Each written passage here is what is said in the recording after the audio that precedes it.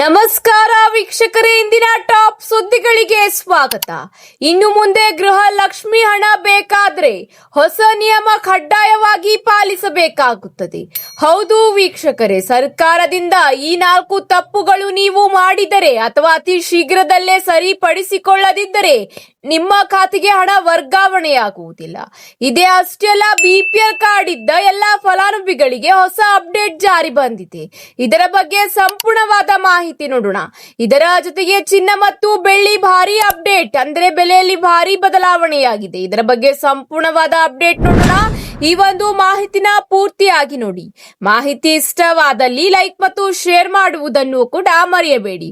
ಹಾಗಾದ್ರೆ ಬನ್ನಿ ವೀಕ್ಷಕರೇ, ಮೊದಲನೆಯ ಒಂದು ಟಾಪ್ ಸುದ್ದಿ ಏನೆಂದು ನೋಡೋಣ. ರಾಜ್ಯ ಸರ್ಕಾರದ ಗೃಹ ಲಕ್ಷ್ಮಿ ಯೋಜನೆಯ ಫಲಾನುಭವಿಗಳಿಗೆ ಇದೀಗ ದೊಡ್ಡ ಸುದ್ದಿ ಎಂದೇ ಹೇಳಬಹುದು. ಹೌದು, ಸರ್ಕಾರದಿಂದ ಈಗ ಹೊಸ ಮಾಹಿತಿ ಹೊರಬಿದ್ದಿದೆ. ಯೋಜನೆಯಲ್ಲಿ ಈಗ ಪಾರದರ್ಶತೆ ತರಲು ಮತ್ತು ನೈಜ ಫಲಾನುಭವಿಗಳನ್ನು ಗುರುತಿಸಲು ಸರ್ಕಾರವು ಈಗ ಪುನರ್ ಪರಿಶೀಲನೆ ಪ್ರಕ್ರಿಯೆಯನ್ನು ಆರಂಭಿಸಿದೆ. ಇದರ ಭಾಗವಾಗಿ ಪ್ರತಿಯೊಬ್ಬ ಮಹಿಳೆಯರಿಗೂ ಈಗ ವೋಟರ್ ಐಡಿ ಇರುವುದು ಕಡ್ಡಾಯಗೊಳಿಸಲಾಗಿದೆ. ಹೌದು ವೀಕ್ಷಕರೇ, ನೀವು ಗೃಹ ಲಕ್ಷ್ಮಿ ಯೋಜನೆಯ 2,000 ರೂಪಾಯಿ ಪಡೆಯಬೇಕೆಂದರೆ ಈಗ ವೋಟರ್ ಐಡಿ ಕಡ್ಡಾಯವಾಗಿದೆ. ನಿಮ್ಮ ಆಧಾರ್ ಕಾರ್ಡ್ ಮತ್ತು ವೋಟರ್ ಐಡಿಯಲ್ಲಿರುವ ಪ್ರಮುಖ ಮಾಹಿತಿಗಳಲ್ಲಿ ಸಣ್ಣ ವ್ಯತ್ಯಾಸವಿದ್ದರೂ ಕೂಡ ಗೃಹ ಲಕ್ಷ್ಮಿ ಯೋಜನೆಯ 2,000 ರೂಪಾಯಿ ಹಣ ಸ್ಥಗಿತಗೊಳ್ಳುವ ಸಾಧ್ಯತೆ ಇದೆ ಎಂಬ ಅಚ್ಚರಿಯ ಮಾಹಿತಿ ಈಗ ತಿಳಿಸಿದೆ ಸರ್ಕಾರ. ನಿಮ್ಮ ಆಧಾರ್ ಕಾರ್ಡ್ ನಲ್ಲಿರುವ ವಿವರಗಳು ವೋಟರ್ ಐಡಿಯಲ್ಲಿ ಅಂದ್ರೆ ಮತದಾರರ ಗುರುತಿನ ಚೀಟಿ 100ಕ್ಕೆ 100ರಷ್ಟು ಒಂದೇ ರೀತಿಯಾಗಿರಬೇಕು. ಹೌದು ವೀಕ್ಷಕರೇ, ನಿಮ್ಮ ಆಧಾರ್ ಕಾರ್ಡ್ ಮತ್ತು ವೋಟರ್ ಐಡಿಯಲ್ಲಿರುವ ದಾಖಲಾತಿಗಳು 2 ಸಮನಾಗಿ ಅಂದರೆ ಸರಿಯಾಗಿ ಇರಬೇಕು. ಪ್ರಮುಖವಾಗಿ ಈಗ ಯಾವ ಮಾಹಿತಿ ಸರಿ ಇರಬೇಕೆಂಬ ಮಾಹಿತಿಯು ಕೂಡ ರಾಜ್ಯ ಸರ್ಕಾರ ತಿಳಿಸಿದೆ. ಹೌದು, ತಂದೆ ಅಥವಾ ಗಂಡನ ಹೆಸರು ಸರಿಯಾಗಿ 2 ಅಂದ್ರೆ ಆಧಾರ್ ಕಾರ್ಡ್ ಮತ್ತು ಇದರ ಜೊತೆಗೆ ವೋಟರ್ ಐಡಿಯಲ್ಲಿ 2 ಸೇಮ್ ಇರಬೇಕು. ಅಂದರೆ 2 ಇನ್ಫಾರ್ಮೇಶನ್ ಒಂದೇ ರೀತಿಯಾಗಿರಬೇಕು. ಇದರ ಜೊತೆಗೆ ಜನ್ಮ ದಿನಾಂಕ, ವಿಳಾಸ ಕೂಡ ಒಂದೇ ರೀತಿಯಾಗಿರಬೇಕು. ಒಂದು ವೇಳೆ ಈ 2 ದಾಖಲಾತಿಗಳಲ್ಲಿ ಸ್ಪೆಲ್ಲಿಂಗ್ ತಪ್ಪಾಗಿದ್ದರೆ ಅಥವಾ ಮಾಹಿತಿಯಲ್ಲಿ ಹೊಂದಾಣಿಕೆ ಆಗದಿದ್ದರೆ ಈ ಕೆವೈಸಿ ಪ್ರಕ್ರಿಯೆ ವಿಫಲಗೊಳ್ಳುತ್ತದೆ. ಈ ಕೆವೈಸಿ ಪೂರ್ಣಗೊಳಿಸದಿದ್ದರೆ ಬ್ಯಾಂಕ್ ಖಾತೆಗೆ ಜಮೆಯಾಗುವ ಗೃಹ ಲಕ್ಷ್ಮಿ ಹಣ ತಕ್ಷಣದಲ್ಲೇ ನಿಲ್ಲಬಹುದು. ನಿಮ್ಮ ದಾಖಲಾತಿಗಳಲ್ಲಿ ಯಾವುದೇ ವ್ಯತ್ಯಾಸವಿದ್ದಲ್ಲಿ ಆತಂಕ ಪಡಬೇಡಿ. ತಕ್ಷಣವೇ ನಿಮ್ಮ ಹತ್ತಿರದ ನಮ್ಮ ಸೇವಾ ಕೇಂದ್ರ, ಕರ್ನಾಟಕ ವನ್ ಅಥವಾ ಸೈಬರ್ ಸೆಂಟರ್ಗಳಲ್ಲಿ ಭೇಟಿ ನೀಡಿ ಆಧಾರ್ ಮತ್ತು ವೋಟರ್ ಐಡಿ ಎರಡರಲ್ಲೂ ಮಾಹಿತಿ ಒಂದೇ ತರ ಇರುವಂತೆ ಅಪ್ಡೇಟ್ ಮಾಡಿಸಿಕೊಳ್ಳಿ. ಆ ಮೂಲಕ ಯಾವುದೇ ಅಡೆತಡೆ ಇಲ್ಲದೆ ಗೃಹ ಲಕ್ಷ್ಮಿ ಹಣ ಪಡೆಯಬಹುದು ಎಂಬ ಮಾಹಿತಿಯನ್ನು ಈಗ ಪ್ರಕಟಣೆಯ ಮೂಲಕ ಫಲಾನುಭವಿಗಳಿಗೆ ತಿಳಿಸಲಾಗಿದೆ. ಅತಿ ಶೀಘ್ರದಲ್ಲೇ ಮರು ನೋಂದಣಿ ಜಾರಿಯಾಗಲಿದ್ದು, ಈ ಒಂದು ಮರು ನೋಂದಣಿಯ ಮೂಲಕ ಫಲಾನುಭವಿಗಳಿಗೆ ಗೃಹ ಲಕ್ಷ್ಮಿ ಯೋಜನೆಯ ಹಣ ವರ್ಗಾವಣೆಯಾಗಲಿದೆ. ಈಗ ಗೃಹ ಲಕ್ಷ್ಮಿ ಯೋಜನೆ ಮತ್ತು ಗೃಹ ಜ್ಯೋತಿ ಯೋಜನೆಯ ಅಡಿಯಲ್ಲಿ ಮತ್ತೊಂದು ಅಪ್ಡೇಟ್. ಹೌದು, ಈ ಹಿಂದೆ ಪ್ರಧಾನಿ ಮೋದಿ ಅವರು LPG ಗ್ಯಾಸ್ ಸಿಲಿಂಡರ್ ಸಬ್ಸಿಡಿಯನ್ನು ಸ್ವಯಂ ಪ್ರೇರಿತರಾಗಿ ತ್ಯಜಿಸಿ ಎಂದು ದೇಶದ ಜನತೆಗೆ ನೀಡಿದ ಕರೆ ಅನ್ವಯ ಸ್ಪಂದನೆ ವ್ಯಕ್ತವಾಗಿತ್ತು. ಇದೀಗ ಅದೇ ಮಾದರಿಯಲ್ಲಿ ಕರ್ನಾಟಕ ಸರ್ಕಾರ ಮಹತ್ವಾಕಾಂಕ್ಷ ಗ್ಯಾರಂಟಿ ಯೋಜನೆಗಳಾದ ಗೃಹ ಲಕ್ಷ್ಮಿ ಮತ್ತು ಗೃಹ ಜ್ಯೋತಿ ಸೇರಿದಂತೆ ಶಕ್ತಿ ಯೋಜನೆಗಳು ಅನರ್ಹರ ಪಾಲಾಗುವುದನ್ನು ತಡೆಯಲು ಹಲವು ಸುಧಾರಣೆ ಕ್ರಮಗಳನ್ನು ಕೈಗೊಂಡಿದೆ. ಗೃಹ ಲಕ್ಷ್ಮಿ ಮತ್ತು ಗೃಹ ಜ್ಯೋತಿ ಯೋಜನೆಯ ಲಾಭ ತ್ಯಜಿಸುವಂತೆ ಮನವಿ ಮಾಡಲು ಚಿಂತೆ ನಡೆಸಿದೆ. ಶಕ್ತಿ ಯೋಜನೆಯ ಅಡಿಯಲ್ಲಿ ಮಹಿಳೆಯರ ಉಚಿತ ಪ್ರಯಾಣಕ್ಕೆ ಸ್ಮಾರ್ಟ್ ಕಾರ್ಡ್ ನೀಡಲು ಕ್ರಮ ಕೈಗೊಂಡಿದ್ದು, ಸರ್ಕಾರಿ ಅಧಿಕಾರಿಗಳು, ನೌಕರರು, ತೆರಿಗೆ ಪಾವತಿದಾರರಿಗೆ ಶಕ್ತಿ ಯೋಜನೆಯ ಸೌಲಭ್ಯ ನೀಡಬೇಕೆ ಅಥವಾ ಅವರು ಕೂಡ ಯೋಜನೆಯ ಲಾಭ ಬಿಟ್ಟುಕೊಡುವಂತೆ ಮನವಿ ಮಾಡಬೇಕೆ ಎಂಬುದರ ಬಗ್ಗೆ ಈಗ ಚಿಂತೆ ನಡೆಸಲಾಗಿದೆ ಎಂದು DK ಶಿವಕುಮಾರ್ ಅವರು ತಿಳಿಸಿದ್ದಾರೆ. ಹೌದು ವೀಕ್ಷಕರೇ, ಸರ್ಕಾರ ಅತಿ ಶೀಘ್ರದಲ್ಲೇ ಈ ಒಂದು ಯೋಜನೆಯ ಅಡಿಯಲ್ಲಿ ಅನರ್ಹರನ್ನು ತಡೆಯಲು ಗಿವ್ ಇಟ್ ಆಪ್ ಮನವಿ ಮಾಡಲಾಗುತ್ತದೆ ಎಂಬ ಮಾಹಿತಿ ಈಗ ತಿಳಿಸಲಾಗಿದೆ. ಇದೇ ಅಷ್ಟೇ ಅಲ್ಲ, ಮತ್ತೊಂದು ಮಾಹಿತಿ ಬಂದಿದೆ. ಗೃಹ ಲಕ್ಷ್ಮಿ ಯೋಜನೆಯ ಅಡಿಯಲ್ಲಿ ನಿಮ್ಮ ಮನೆ ಬಾಗಿಲಿಗೆ ಅಂಗನವಾಡಿ ಕಾರ್ಯಕರ್ತರು ಬಂದು ನಿಮ್ಮ ಎಲ್ಲಾ ದಾಖಲಾತಿಗಳನ್ನು ಪಡೆಯುವ ಮೂಲಕ ನಿಮಗೆ ಮತ್ತೊಮ್ಮೆ ಮರು ನೋಂದಣಿ ಮಾಡಿಕೊಡುತ್ತಾರೆ. ಅವರಿಗೆ ಅಗತ್ಯದ ದಾಖಲಾತಿಗಳನ್ನು ನೀವು ಸಲ್ಲಿಸಬೇಕಾಗುತ್ತದೆ. ಇದೇ ಅಷ್ಟೇ ಅಲ್ಲ, ಗೃಹಲಕ್ಷ್ಮಿ ಯೋಜನೆಯ ಅಡಿಯಲ್ಲಿ ಶೀಘ್ರದಲ್ಲೇ ಹಣ ವರ್ಗಾವಣೆ ಕೂಡ ಆಗಲಿದೆ.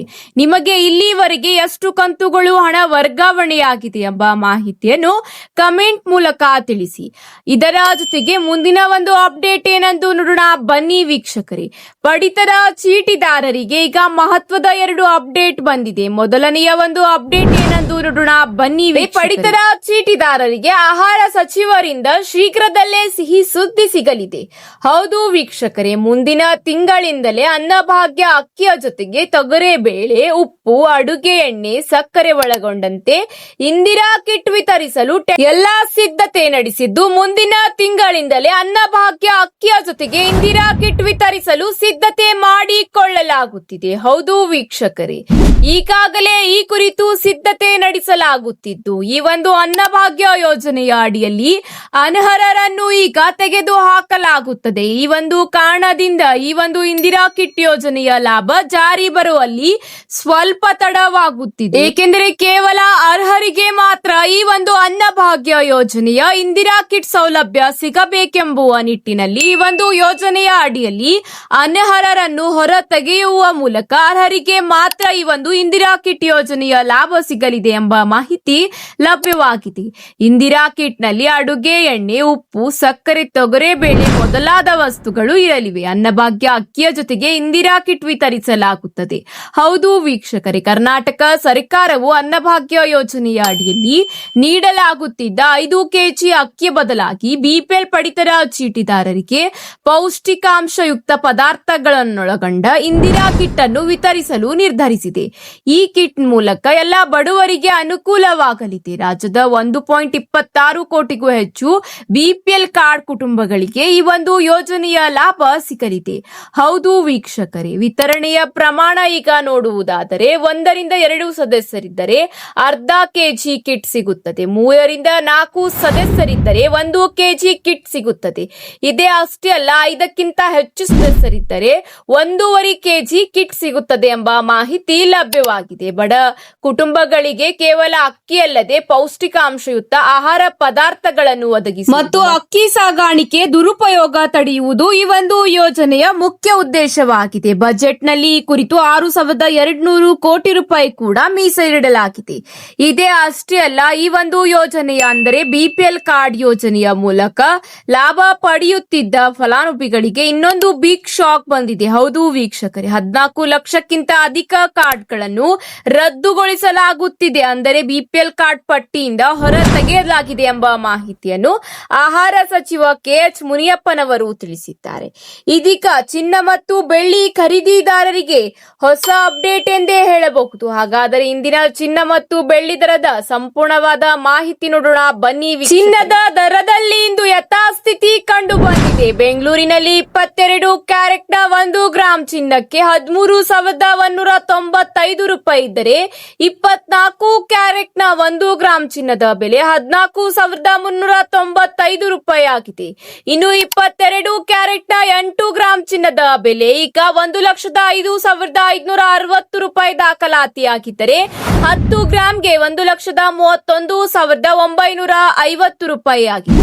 ಹೌದು ವೀಕ್ಷಕರೇ, 24 ಕ್ಯಾರೆಟ್ 10 ಗ್ರಾಂ ಚಿನ್ನದ ಬೆಲೆ ಇಂದು 1,43,950 ರೂಪಾಯಿ ದಾಖಲಾತಿಯಾಗಿದೆ. ಇದೇ ರೀತಿ ಬೆಳ್ಳಿ ದರ ಕೂಡ ಇಂದು ಯಥಾಸ್ಥಿತಿ ಕಾಯ್ದುಕೊಂಡಿದೆ.